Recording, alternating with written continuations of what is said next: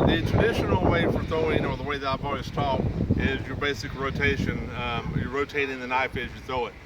For example, if I was going to be throwing it at the target, which would be the camera, if I was really close, I would do like a half rotation. When I say really close, maybe like 6 or 8 feet or so, and I would get the balance point. And then I'm just in this particular situation, I'm holding the blade. Of course, these are non-sharpened knives, of course. And then it would rotate half a rotation into the target on the way. If I was a little farther back, it would be a full rotation. You get balance point, hand around it. You throw it, keep the wrist straight. It rotates a complete rotation and hits the target. But the kind of a new technique I heard about a couple years ago, and I started practicing recently, was been termed as a no spin throw. And surprisingly, this is so much easier. I wish I would have done it ages ago.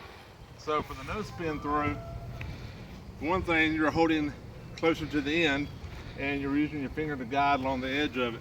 I'm going to demonstrate here on the target. They're coming in here, it's going to come across. This is going to go straight in, no rotation at all.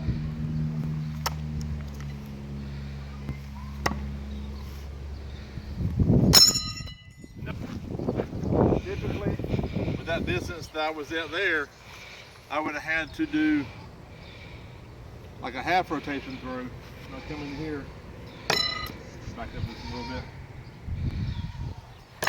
See? And then the blade was getting close.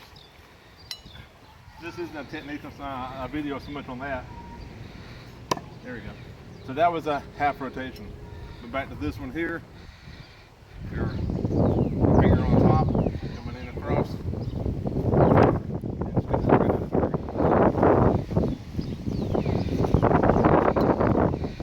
Now, some of the benefits of this, other than the fact that it's being a little easier, the distance is not so important. Before, you always had to find your distance, whether it be 6 feet, 8 feet, or whatever for the half rotation. And whenever you found that right distance, you saw me backing up several times a while ago, and once I got that spot, I always had to mark the ground and say, okay, this is where I need to go back to. But this is not the case with this, because with this, I can be close. Now I'm about 5, 6 feet away from the target. I'm going to this side here. There's still no rotation. Now I step a good another 1.5 to 2 feet. Step back a little more and miss the target that time. But between the two distances, you can see that they're basically hitting the target straight on. They're hitting at the same angle, even though there was a 2.5 feet difference on the distance. Yes, you can adjust some variables as far as your grip and so forth with the half rotation throws, but with this, it just seems to be so much easier. Just it don't matter what distance you are, you can still be able to throw it, and with not having to worry about what rotation you need to hold the blade and how far back you are. So it's so much easier to do the no rotation.